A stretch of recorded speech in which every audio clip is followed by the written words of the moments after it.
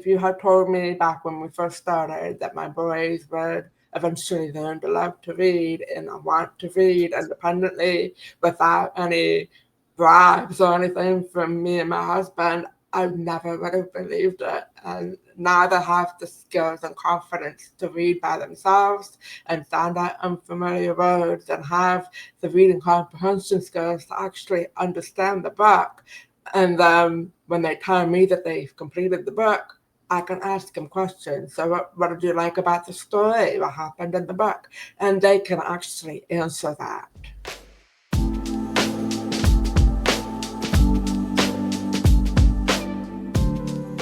Good afternoon, everyone, and welcome to another episode of Dyslexia Success Stories. I'm Dr. Tim Conway.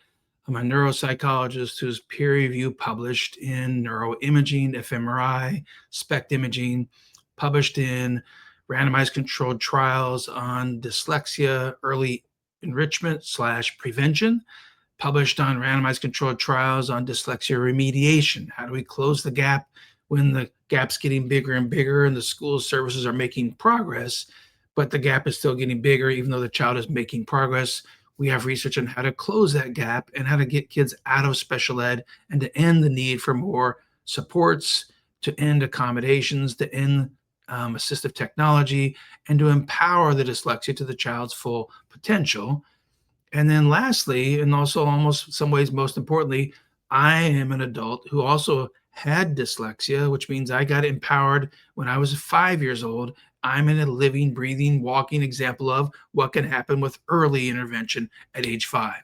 So we have the pleasure today to meet with a mom, Susan, and talk about what it's like when 4 people in your family go through a dyslexia program separately but simultaneously. And all 4 family members, and we're going to talk about, have dyslexia. That includes Susan, the mom, and 3 of the children. And Susan also has the battle of working through deafness as well, and has been a lifelong dyslexic. But she's going to tell you what her experience has been as we've empowered her language phonological processing. Did it change her reading skills? Did it change her spelling skills? What happened? Because we want people to know the number one myth to bust is that dyslexia is lifelong. Research does not support that. Many, and I mean like millions of people's life experiences support that, but that's more an example of people getting ineffective, untested, unproven programs, not something that's hardwired into the brain that cannot be changed. So we're going to bring Susan on board and welcome her to the show. Susan, welcome to Dyslexia Success Stories. This is just a fun conversation. We got no set agenda. And I'll tell the audience, you and I have actually never met before face-to-face in a chat. We've worked through my staff as we set up services, but it's a pleasure to actually finally get to meet you face-to-face. So welcome to the show. It's good to meet you as well. I'm happy to be here.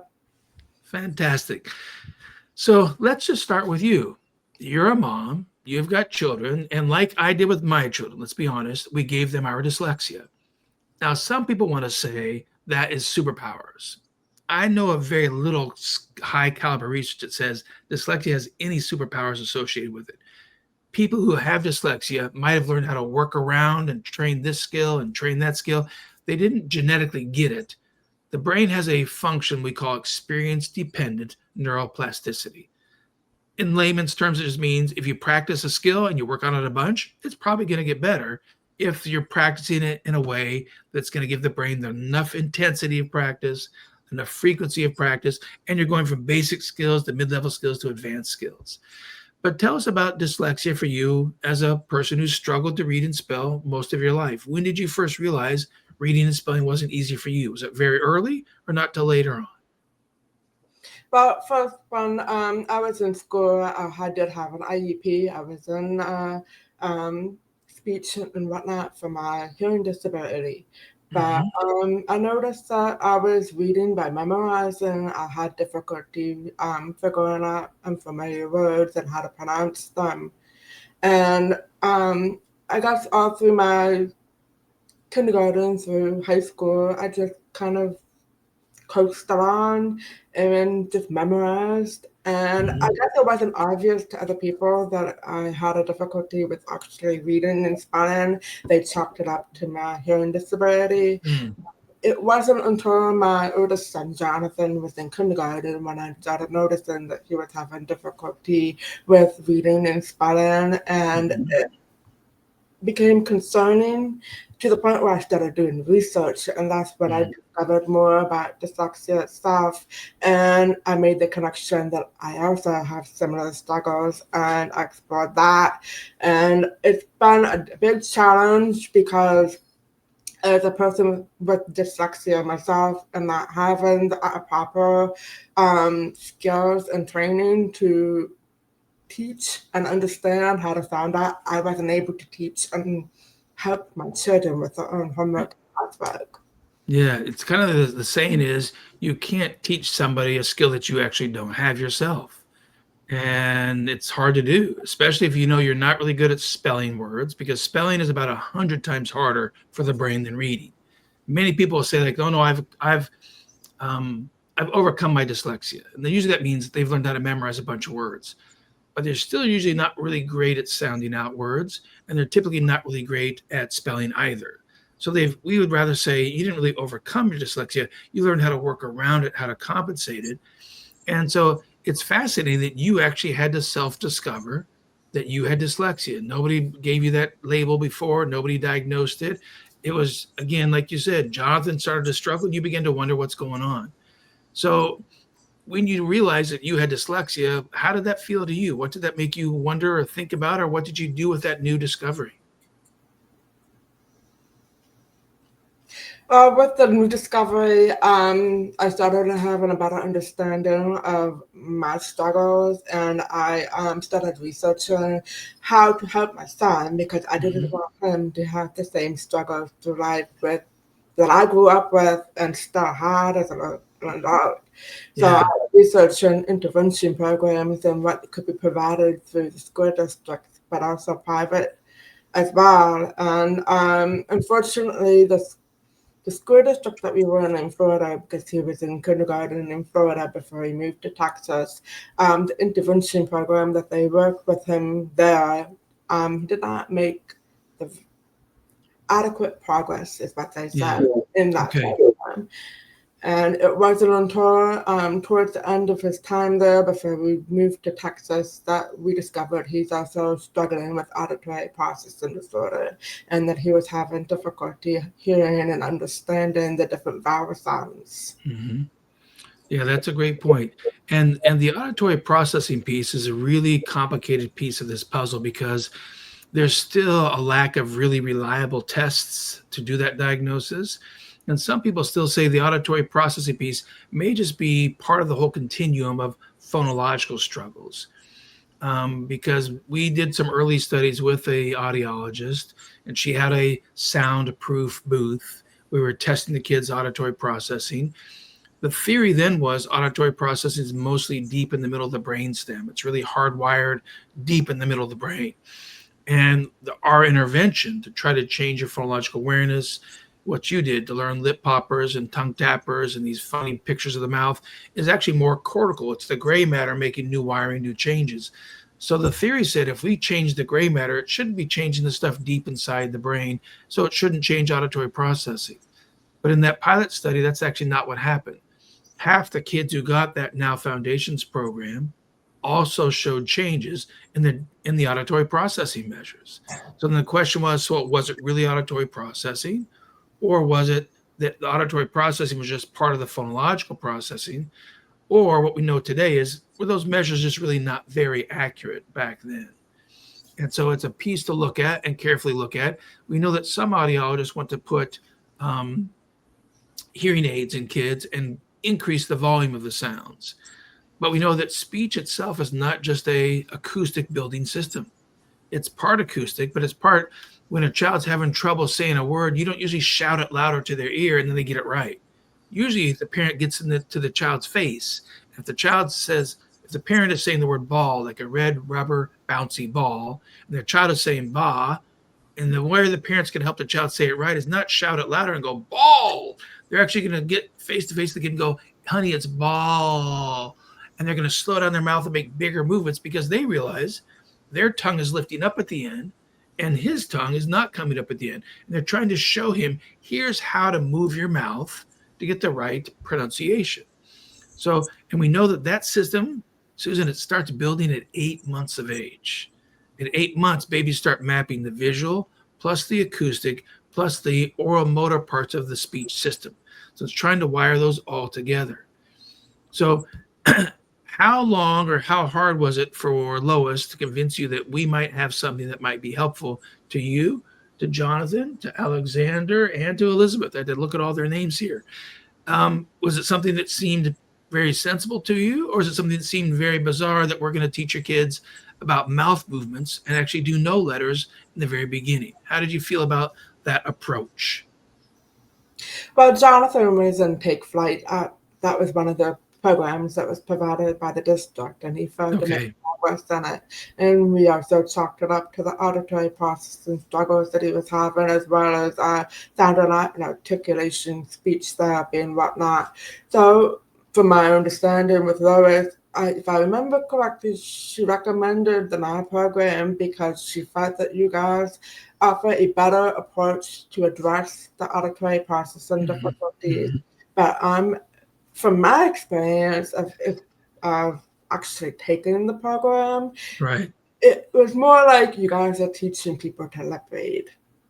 And I noticed with my kids that they look more at my mouth when I'm talking, when I'm trying to help them say an unfamiliar word, especially my daughter, who I also suspect has auditory processing disorder. She switches similar sounds. Okay. And I have her looking at my lips, and Good. she's picking up on the lip tappers that mommy's making instead of a quiet sound or whatnot. And I'm able to communicate with her and explain that she's making the right lip tapper, but it's a quiet or it's a loud. So I'm able to address that with her. But Lois approached me, back to your question, Lois approached me with it because she felt that the MAD program would be the best program available to address the auditory concerns that we had, and to make sure that they were familiar with the different sounds, because they were all 3 of my kids were mixing up sounds. And that was the main struggles with the programs that my kids have taken that were provided by the district. And so to give the audience some background pieces, Take Flight is a program based on Orton Dillingham. It comes out of Scottish Rite Hospital in Texas. They took some of the mouth pictures from the Lindemut's program and added it into their program. But what they've done is they've actually start putting letters on the mouth pictures right away. And they just try to use the mouths to help you memorize what sound that letter makes. So it doesn't do the same in-depth of speech processing like you're talking about, Susan, which is we're not going to use any letters at all at the beginning, because that's how the brain typically builds your phonological processing. It's part visual, it's part acoustic, it's part oral tactile, reaching touch of the teeth, tongue, lips. It's part oral kinesthetic, which means can you feel how your teeth, tongue, lips are moving to make those touches? And like you said, it's part lip reading, but it's also part motor control. It's motor positioning, it's motor movements, and it's matching the motor movements with what you feel, with what you hear. And then if we give them a mirror to watch their own mouth, or if they see it on the camera, they can look in the video, they're actually using visual to map these 4 parts all together. And so Lois is completely correct. It's the most in-depth way to really train 5 parts of speech processing first with no letters. And once these 5 parts are much, much stronger, then we bring in a 6th part, which is the alphabet letter. And we think that kids who don't have reading problems and don't have auditory processing, they've been building these 5 parts from birth until about 4 or 5 years of age, until somebody starts to teach them alphabet letters. Then now the 6th part comes in. And so that Now Foundations program, which came from the Lindemut's early work, and she was a speech pathologist. She understood speech processing. She understood how the phonological system developed. So when Lois explained to you the program, or you probably met with Michelle, maybe Michelle explained the program to you, any first thoughts you had about, does this seem like it's going to help or that's not going to help? Or what do you recall about that first explanation of what you were going to do? Because let me remind the audience, you came through the program as a student and you already finished the program. And we said you finished it in, was it 184? I've forgotten the number now, Susan. I think we said, nope, 148. Sorry, my dyslexia. Flipped the two around. So yeah, we finished it in 148 sessions and you're completely done. So how hard was it to believe that this program was going to help you when Michelle or one of the staff from the Now Programs company explained to you what we're going to do? Well, I was hopeful because it was one of the frustrations that I was dealing with of not being able to help with my kids with the homework and whatnot. But I was hopeful but skeptical because I'm in my 30s and I was not sure that I could actually do this program. Yeah. But the other concern that I had was my hearing disability, especially Right. because I knew the basics that you would from talking with Michelle is that there would be no letters to start or like anything like that, and it would be pure sounds that I would be Yeah. when I'm learning. And Right. my hearing disability, how would that work? Would I Yeah. be able to complete the program? And we Yeah. would have to make some adaptations to it, Mhm. mostly because I wasn't able to hear all the sounds, like vowel sounds sound Right. very, very similar to me. Yes. And we had to kind of help me figure out, like, they would give me some words to kind of get me to say the right vowel sounds that Mhm. way I could correctly pick up on what was saying correctly. Gotcha. Good. And I think that's a healthy thing to have, is some skepticism on the beginning.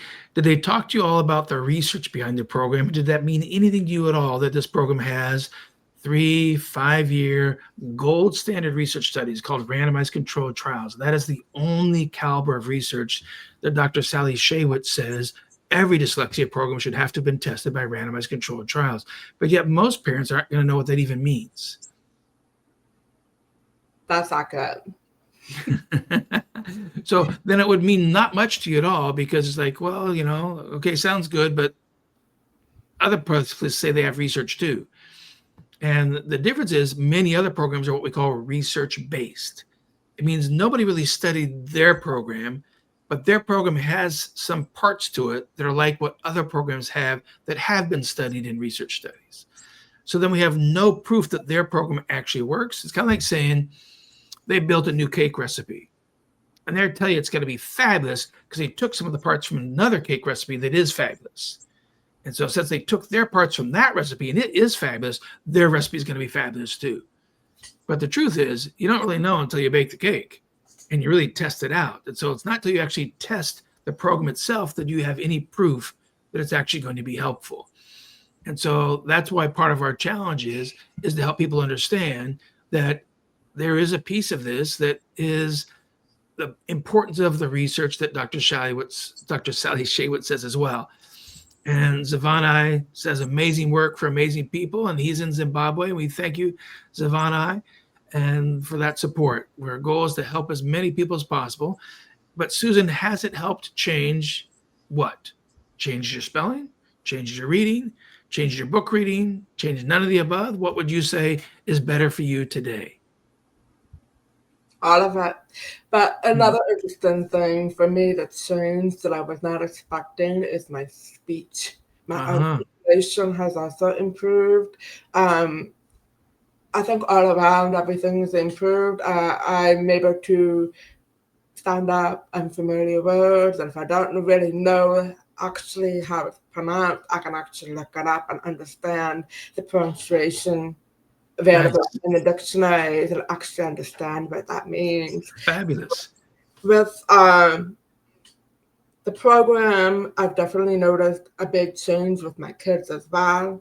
My 8-year-old, my second kid that's taken this program, he's actually helped me correct some of my speech because I did not realize I was not saying it right. Okay. he was able to spot that because sometimes my brain flips the letters there, and he doesn't really struggle with that aspect, and he was able to say it's not that because these two letters are flipped. Okay. So he could perceive the mistake you're making, and now you guys have a common language to talk about it. Mom, you made the tongue tapper. It's actually the noisy lip popper. And you know exactly what that meant. Fabulous. Now tell us, why do you think it changed the clarity of your articulation? Because it is not an articulation program. It's not delivered by a speech therapist. We know it can have secondary benefits to articulation, but we don't sell it as an artic program. We don't put speech therapists to deliver it as artic therapy. But from your experience, why do you think your articulation has gotten better, Susan? Because I think I've come across a lot of words in the program that I thought I knew the correct pronunciation, but the Mhm. teacher that I was working with, she was actually catching some words that I was not pronouncing Mhm. correctly. Mhm. And I was able to practice and correct those. One thing I did struggle with is like accent type words, and certain vowels where the vowels are not playing fair. That's one of the Mhm. problems. We did a lot of words that does this play fair or does it not play fair, and it was really surprising to me how much of the English language does not actually play fair, Yeah. and it's not spelled correctly as if it were played fair too. So it's definitely a lot of memorization on that. But with the articulation, I've noticed that I've become a lot more confident in the sounds. Like I think my brain likes to try and say the words the way I hear it. And since Mhm. I'm I have a profound hearing loss, I'm Right. not hearing all the correct sounds. So I would Mhm. be pronouncing the sounds that I could maybe hear or assume that were there, and they may not be correct. So I Right. think that's why it helped my articulation as well. Gotcha. And so then now that you can actually perceive, there's a difference between what you said and what your son's telling you how to say it. And then if you've worked so closely on exactly how to position your mouth for each of those sounds, we would say it's given you 4 ways to really discriminate better and to correct better because you know how to move it, what to move. Now, even though your hearing system is not giving you as much information as a person who has full hearing, so you can't use the acoustics as much, but you have more visual awareness of what it should look like. You have more tactile awareness of what should be touched and where, and you have more kinesthetic awareness of and how should it move. Does it lift up and touch in the front and come back down? Does it go up in the back and scrape and come back down? And then you've got more expertise in all those sensory, motor, and acoustic and visual parts of that speech language processor. So, and the fabulous part is you don't use those mouth pictures anymore. All that stuff went away. At some point, believe it or not, you're going to forget what those names ever were. You'll forget, skinny air and fat pushed air and smiling around. And we don't care. You don't need to know those anymore. And why is that? Why do you think that's going to be okay? Because your kids may be like, Mom, I need to keep remembering the pictures. I'm forgetting the pictures. But it's okay not to use the pictures anymore. And why do you think that's true? I think we just get more familiar with sounds and the letters that go with the sounds, and Mhm. especially with vowels, if it's opened or closed, and what sound it's going to make. So we don't need to really think about the names, but we just there's so much practice every single day with that program. It's just ingrained in our brain at this point. I do Yes. still practice some of the terminology, and I've had to refresh my memory because my daughter is not as far into the program. So I Mhm. am helping her with some of her speech because she's mispronouncing some rather common words that we use in the Okay. house, and I'm trying to correct it. But she's just not familiar. Like she's mimicking my mouth, but she's not really getting it on point unless I use the right terminology, and then Gotcha. it really clicks for her. Nice, because the terminology is very concrete. It's very explicit about what part of the mouth needs to do what, where, and with voice on or voice off. Is it quiet or is it loud? And so, yeah, that's excellent observations. That really helps people understand that you now have more tools as a mom to help guide and correct. Even with your profound hearing loss, you are more skilled now to help guide your children's language skills, their articulation skills, and their development of their reading and spelling skills. Because you would be more able to catch their mistakes and even catch your own mistakes. Whereas before, you would make mistakes and maybe not even know it. That's very true. Yeah, and I've also noticed that my other boys, their behaviors that they were having in school because they were struggling with reading and working independently, um, have completely disappeared since the Mm. reading skills have built up to the point where they're able to read independently and work on the classwork independently. They're no longer Nice. having any behaviors at school. And why do you think that is? We didn't do any behavior therapy. They didn't see a psychologist. We didn't do any parenting training for you of how to get rid of problem behaviors. Why do you think there's fewer problems or fewer behavior issues at school? Because I have the right skills to work independently. My boys are extremely observant and they were very aware that they struggled with reading and spelling and Yeah, a yeah. lot of their peers in their class. And it was very frustrating for them. Mm. I experienced that frustration myself. I would have to try and spell an unfamiliar word and I'd have to memorize it. I wouldn't be able Yeah. to try and sound it out. So I was able to understand the frustration, and I think that because we got the reading and spelling skills addressed and they're able to work independently, they feel on the same equal level as their peers and they're no longer having to act out to Mhm. communicate that they're struggling because kids do well when they can and Yeah. they didn't have the skills to do well. So they acted out and tried to vocalize, hey, I don't know how to do this. But they didn't have the language to explain, I don't know why we spell it that way. That Mm. kind of thing. Those are all great observations because one way we phrase that to parents is to say, your competence and your well, let me phrase it differently. Your confidence and your self-confidence comes from your competence. So when you know how to do something and you know you can do it, you feel better about it because you did it again, you did it right the next time, and you're pretty much doing it right most all the time now. And that really begins to boost your self-confidence, the belief that you know your brain works just fine. And did you feel less intelligent than other people when you were younger because you struggled to read and spell? Did it have any impact on your view of your self confidence as a smart, intelligent person? Absolutely. I definitely struggled with that, and I was embarrassed to read aloud or try and spell independently. I also was very quiet and reserved because Hmm. as a deaf person, I was very aware that my speech and was different, but also I was more than likely not pronouncing unfamiliar words correctly. So I was Yeah. very reserved and quiet as a child. Even through school, I did not like speaking up because of that. And so, what do you know about yourself today now that you've finished that whole Now Foundations program in 148 hours, which is not very long? That would be like a little bit over 7 months. In a little bit of over 7 months, you drastically changed. And I'll say it, we took you up to all the way to books that are ranked as being first level of college textbooks. And your ability to read first level of college textbooks, here's one passage, and you were 99.7% correct. And Susan, you read 1,460 words in that session. That was not a small amount of reading, it was a bunch of reading. And of that 1,460 words, you got 99.7% of the words correct. How does that impact your belief in yourself and your knowledge of how smart you are? My confidence level has definitely skyrocketed since I've completed the program. I can definitely say that. I've also completed college, and myself, I do have an associate's degree, but I found reading to be very tiring, very Mm-hmm. exhausting because I was reading by memorization.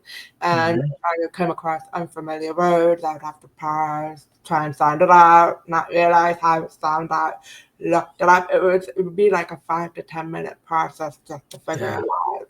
But now, if I read the same level of text, I could come across an unfamiliar word, but actually try and sound it out, and I may actually be pretty accurate. And I've noticed my confidence blossom, but I've also noticed the same in my kids as they Nice. complete the program and get further into the program. I definitely see the same changes that I saw in myself. Fantastic. And that brings up an interesting point. People like to say no one program helps all kids, but science doesn't actually support that statement. In one of our studies, we had 5-year-olds. We screened 1,500 5-year-olds. We took out 160 kids in the bottom 12% on the early reading skills. These are the skills that predict, are you going to be a good reader or a poor reader? We know how to predict that at age 4. That's science. And the kids who got a phonics program, only about 75% of them were able to pass kindergarten or first grade. The kids that got extra one-on-one support, only about 60% of them passed kindergarten and first grade. And the kids who got no help at all, only about 39% of them passed kindergarten and first grade. But statistically, there was no difference between those 3 programs. All 3 of those programs, if we did the study again, the group that got the phonics could be the 39% passing. And so there's no difference in those 3 approaches when you're dealing with 5-year-olds. But the kids who got the program you guys got, where it goes back to the speech processor first, it's what we call a pure speech to print program. And because of all the work you've done in speech therapy, you completely understand speech to print means no letters in the beginning. It's all about the mouth, the eye, the sounds. You're wiring these parts together, and then letters come later on. And when you do that, we had 91% of the kids pass kindergarten and first grade, even though all 4 of these groups had kids of the same level of struggle. And so we know from that data that if we put this program in a classroom where it wouldn't be every kid is in the bottom 12, it would be, there's a bell-shaped curve of strengths and weaknesses. The research reported that we would have a 97.6% success rate with kids learning how to read and spell if they all got this one approach. It's a highly tested, highly effective, proven approach. So research says, no, actually one program can help the majority of kids have much, much stronger reading and spelling skills. Now your 2 boys, they're over 200 hours into the program. They're taking longer than you took. And because as we know about dyslexia too, there can be co-occurring struggles, co-occurring difficulties that are not really part of the dyslexia. So, and the 2 boys are moving at different rates. I guess it's going to probably be Alexander is further along in the process than Jonathan is. And maybe it would be that Alexander doesn't have as many challenges that Jonathan has. Would that be an accurate way to phrase it? I would. Alexander also reads by memorizing. He has a very good memory to memorize words. He also, his fluency is a lot more natural when he's reading than Jonathan is. And I think one of the struggles that Jonathan had is that he went through 3 different programs that he didn't make progress in. And it took him a while to adjust to the NI program and really take off and solidify the foundation. And even though it's similar to take flight, your program, the structure is a little bit different from what he told me. And the main struggle that he has right now is that his fluency is lacking a little bit. It's taking more time to catch up. Alexander never had that difficulty. He's always been through it because he memorizes. That's how he reads. He's like me as a kid. And as a adult, I was reading by memorization. And he had a lot of practice. Jonathan, he was very confident with his reading skills, so he would avoid reading even at home with just me a lot more than Alexander. Alexander had a lot more opportunities to build his skills as well, and became more confident from the beginning. So, and what we know about the reading system is, the first system is we want you to be able to sound out words accurately And as you sound them out accurately, the hope is you won't have to sound it out again, maybe the third time you see it or the fifth time you see it, or hopefully certainly not by the 10th time you've seen it. You'll start to just recognize what that word says. As you're saying, you might memorize it. But if you only memorize words and you don't really have the ability to check if you're sounding it out correctly, you could look at though and say through because you memorized both of them, but you need your phonological system to tell, did you read it correctly or not? Because though and through are both real words, and they only differ by one letter. One has an R in it and one does not. So they look very similar too.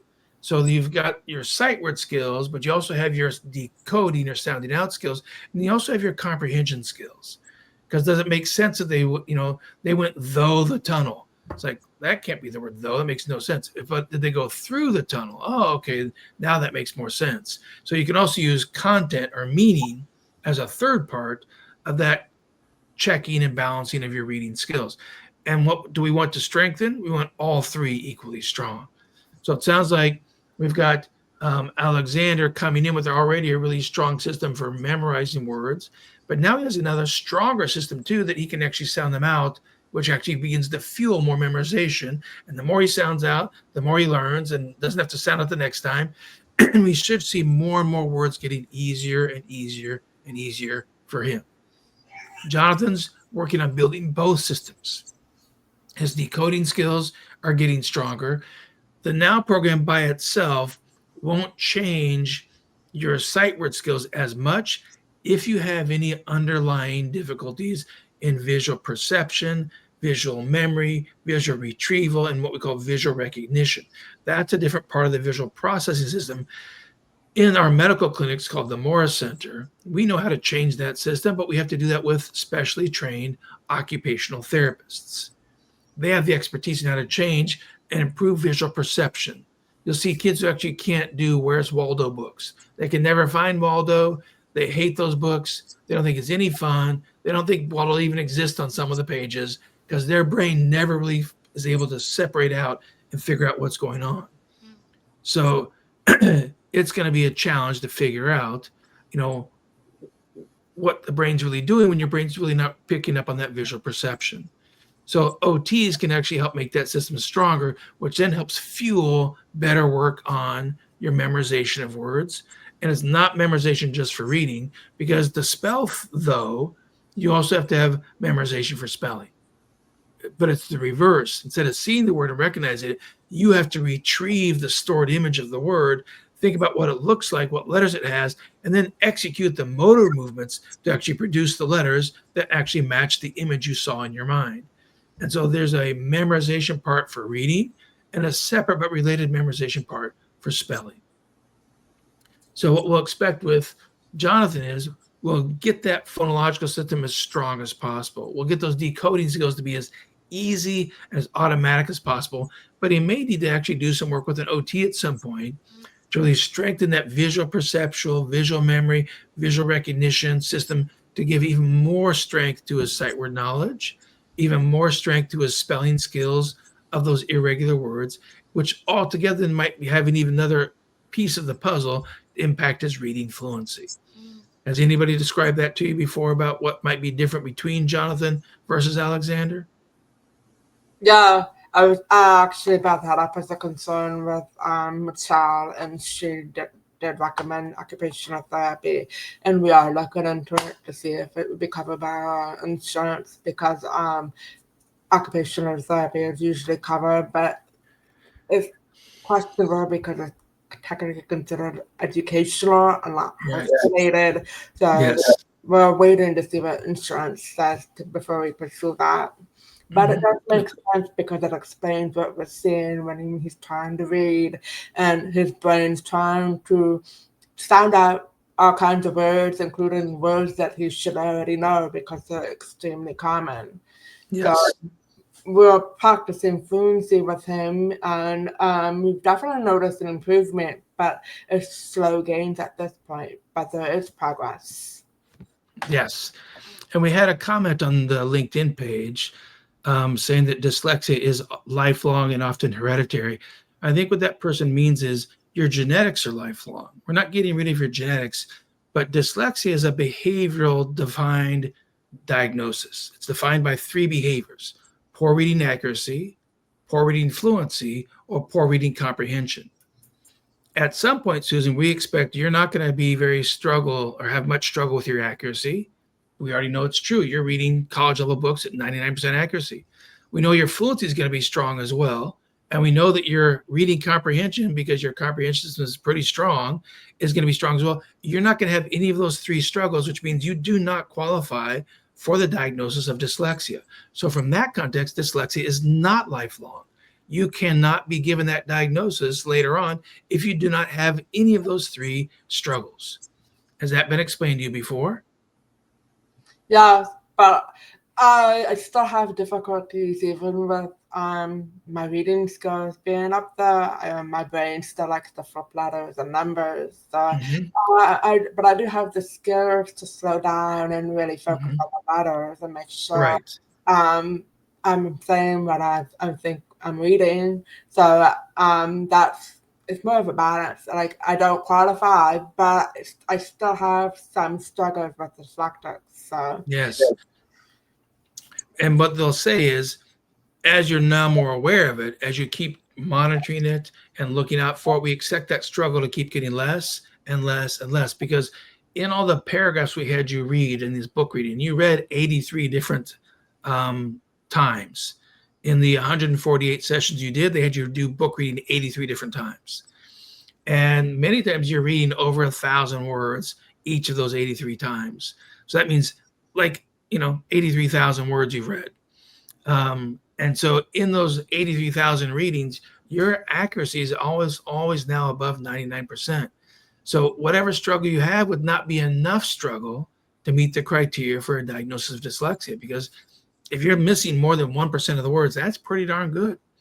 But you might be catching more the common things that you use to flip around, or the common things that you have to stop and check to make sure you actually said it correctly.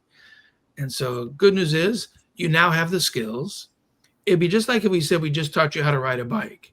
If you're 40 and you just got your first bicycle at age 40, you're not going to be as good at bike riding as the 6-year-old who's had a bike for 4 years and is now 10 years old, because they got 4 years of practice done and you've got none.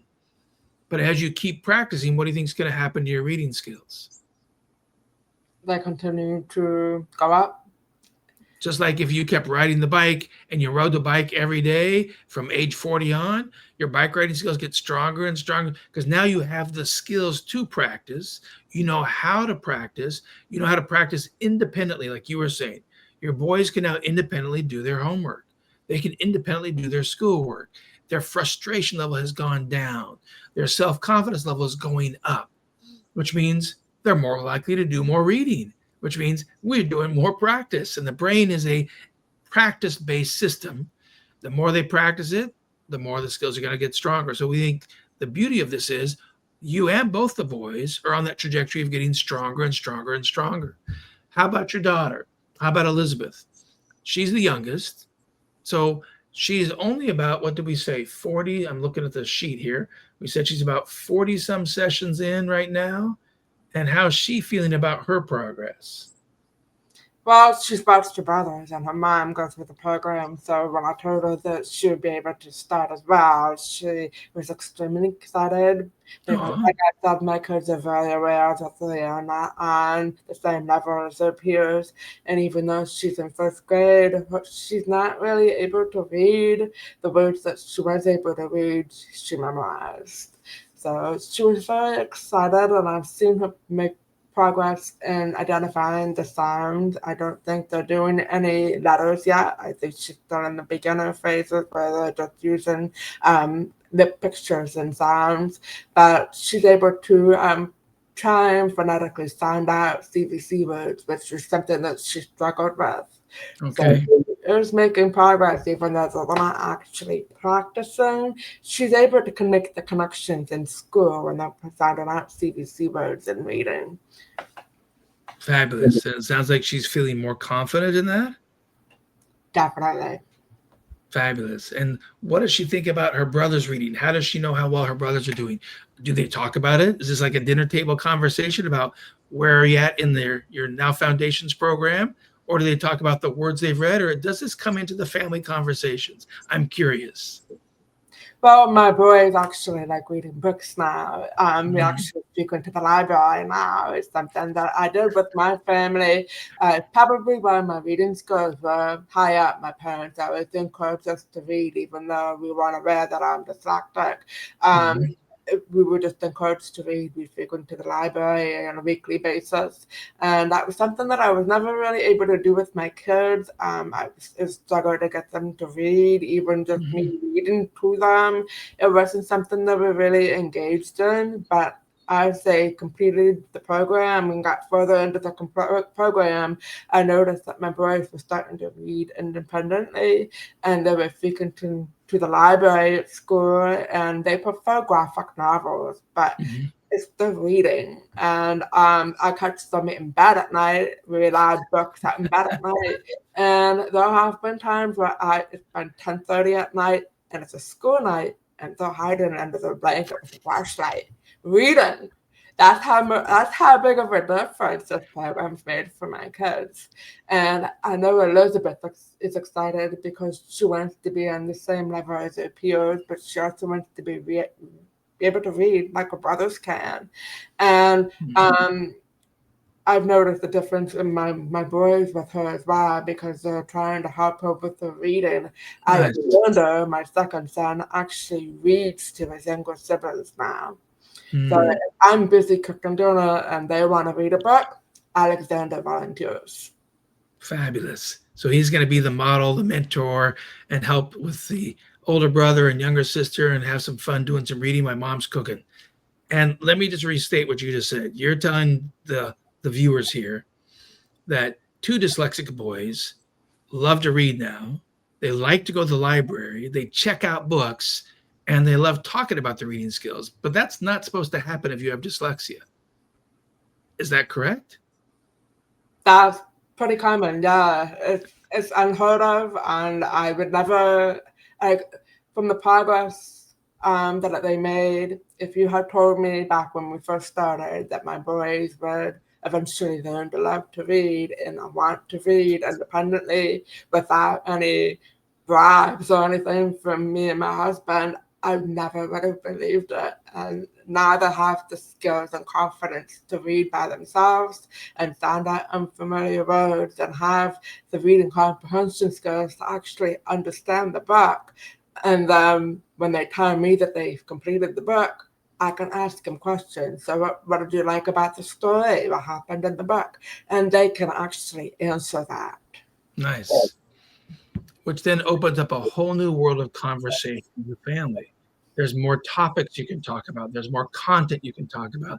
There's new vocabulary you can introduce, which means, Susan, you're building their brains with more words, more knowledge, more skills. How does that make you feel as the mom? I feel proud of my kids, but I'm also relieved because we finally found the program that they needed. Fantastic. Now let me put a comment up. This one's directed at me, Susan. You're not on the hook here. Trey says, I've got a hard trick question for you, Dr. Conway. Haha. I'm dyslexic and I read in about the seventh, eighth grade level. If I can only afford about 80 to 100 sessions, how many grade levels do you think I can jump? So, what he's asking me is, what's the immediate gain going to be? And the answer is going to be, it depends on you, Trey. Depends on how fast you progress in those 80 to 100 hours. It depends on how many gaps you have. And are they small gaps, mid-level gaps, or large gaps in your skills? And it also depends on one other major factor.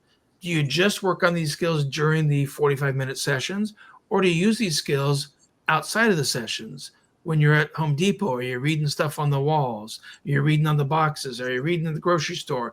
How much more reading do you stay involved in? That just increases that experience dependent plasticity. So we know our average gain when a kid's only got 80 sessions was we could take kids from the fifth percentile to the 45th percentile. It's like about 45 percentile points. That's multiple grade levels. It's like 3 to 5 grade levels of gain. So then we'd say, I'm imagining Trey is not 8 to 10 years old, but the goal is make as many gains as possible. But speaking from the research, we'd say if 8 to 10-year-olds can make 3 to 5 grade levels of gain, and you're an adult who's reading about a middle school level, we would expect you can make 3 to 5 years gain in one skill. That's decoding accuracy. How well can you accurately sound out the word? The more you use that skill, and this is how the brain works for everybody, is you build accuracy first. Your speed and your fluency comes with practice over time. So as the more you use this skill of accurately, the speed gets stronger and stronger and stronger. So your fluency will build later on. And comprehension, that is not the same system. Comprehension doesn't change fluency, and fluency doesn't change comprehension. These are two separate systems in the brain. And here's how we know this. When you have a brain injury called a stroke, if the stroke is back here, it can take out your comprehension of listening comprehension, and it can impact your reading comprehension.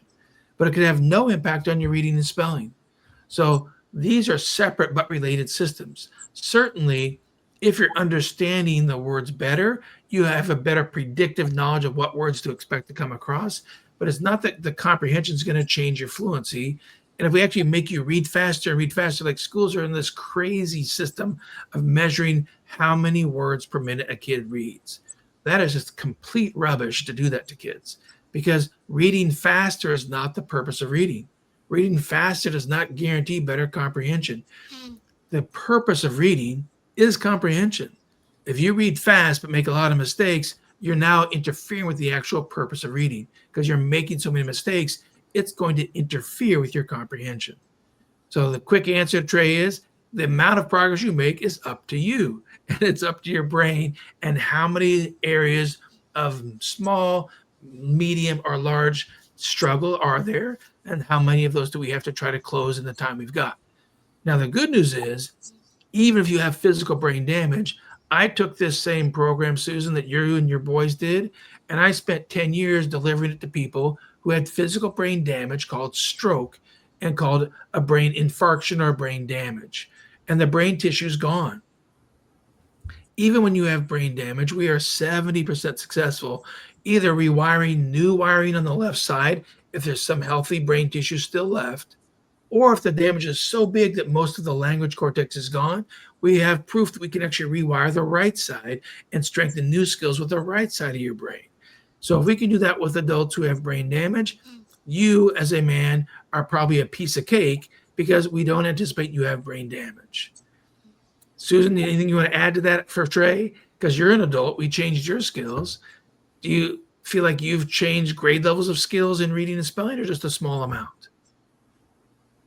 I definitely feel like my reading skills and grade levels have gone up.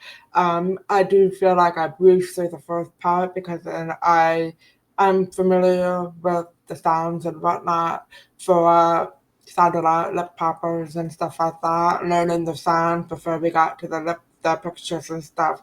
That was the main struggle, because I'm deaf, hard of hearing, and it was a challenge for me, but once it clicked, the rest of the program was a breeze. There was the struggles, there were some very frustrating segmenting areas in the program, and other days where I'm like, I don't want to do that. But I had to remind myself, when you're struggling, it's your brain's actively learning something new, and that's what kept me going. And I feel when I'm reading, it's a lot easier. I'm more confident in my skills, and I've had a lot more practice with my reading comprehension as well. So I'm not having to read through and then I'm like, what did I just read? And then read it again. I'm not having to do that anymore as well. So I definitely feel overall my skills have gone up a lot more than I expected to as an adult. So it was a nice surprise for yourself to have such large gains. Yes. And how about Alexander? What grade is he in? He's in third grade. And what book level is he reading at now? The last progress report I received from the math program, he's reading at a 6.5 reading level. So let me say that again. He's a third grader reading at grade level 6.5. That's like 3.5 grades above his grade level. Susan, that sounds crazy. That can't be true. I didn't want to believe it either, but I've actually sat and listened to him read chapter books. He started chapter books now. He's discovered that reading is a whole new world and he's fascinated with it. And he started checking out chapter books. And I've asked if I can have him read to me. And he's reading words that I never expected a third grader to read. And he's confident with it. He's not doubting himself, and he knows exactly what it says, what the chapter's about, and he can talk to me about the story that I missed, and it cuts me up. And it's just mind blowing that he's on a third grade, but he's reading in that advance. I never expected that from this program. And so what we know about him, just to give people some data, is we measured his phonological awareness before we started. And Alexander's phonological awareness was at the 14th percentile. That means 86% of kids scored higher than he did at his age. And so this is a pretty severe deficit in phonological awareness. And so we had to change that skill first before we could change the other. Now, Trey has another comment for us. He's 44, sadly, but he appreciates my response. But Trey, you're young, because the oldest student we've had online, Susan, you know how old our oldest student is online? I don't know. Take a guess. What do you think our oldest online student is, who, even though he's retired, hates that he couldn't spell? It still bothered him, and he just wanted to change that if that was possible. Guess how old he was? If he's retired, I assume he's over 50. Try 74 years old. So our oldest student online, Trey, he was 30 years older than you. And he didn't like struggling to read, and he didn't like his really poor spelling because his spelling was worse than his reading, which is true for most people with dyslexia. And we changed that because your age doesn't matter and how we rewire the speech processor, how we rebuild those reading skills. But the sooner we do it, the better, because the more gain, the more growth you'll continue to make over time. Now, when Alexander finishes the Now Foundations program and his nowprograms.com online tutoring instruction is finished up, we'll repeat some of this testing and see where he is now. But the one piece that I didn't mention too is when we gave him grade levels of books to read, when he read a book that was a first grade level book, he was only 88% correct at grade level 1. And now he's reading books that are grade level 6.5, and his accuracy on books that are grade level 6.5, and I'm having to look at the data over here, range anywhere from 86 to 99% correct. So he's markedly stronger in his ability to read words because now he's 3 grades above his current grade level. And the reason why we would do that is because that means he's much closer to his IQ level.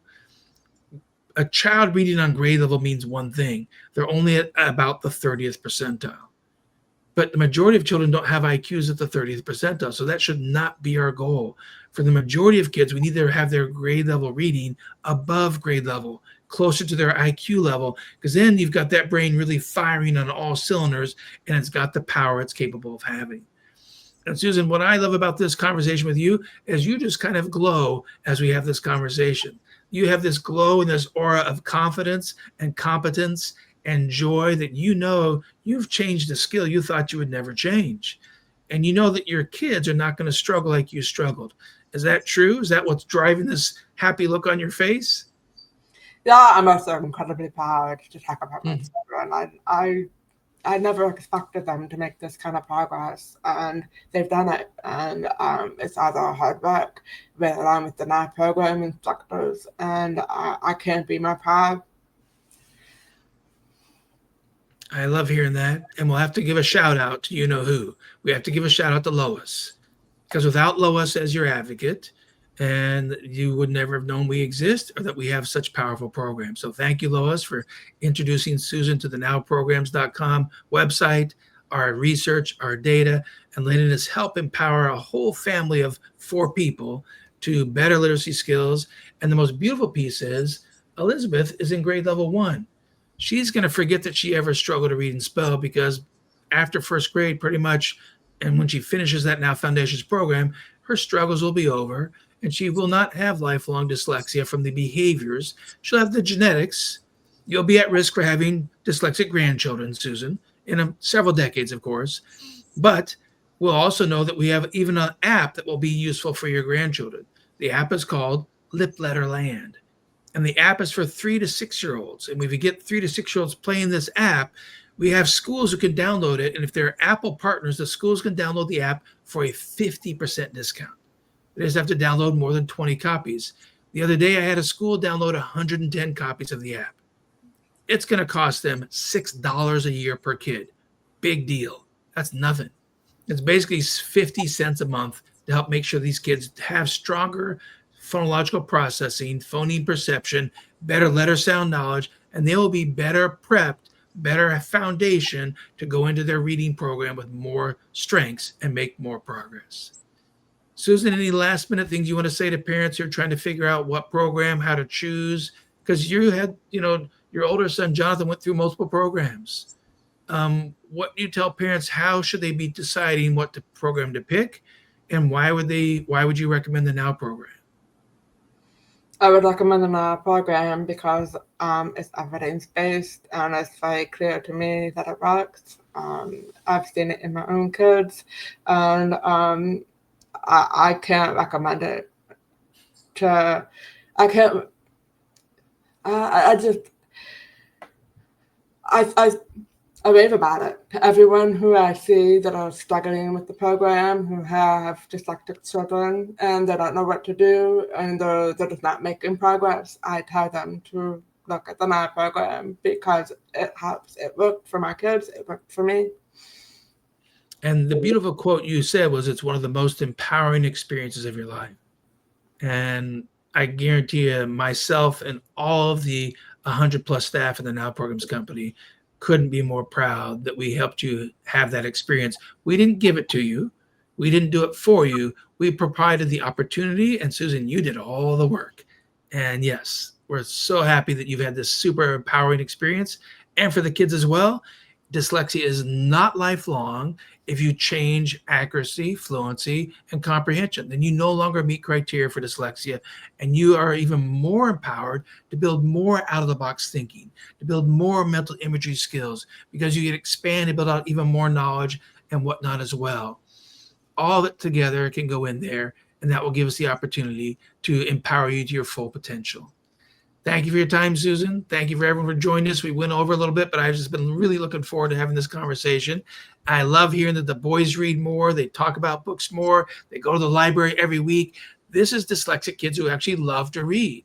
This is why we call it empowered dyslexia or empowered dyslexia for you. You're already done. The empowerment's there, and you're off and running, making it stronger and stronger. We'll be back again in 2 more weeks. Susan, please keep sharing your story with others, because our goal is to empower millions of people and make sure they don't struggle.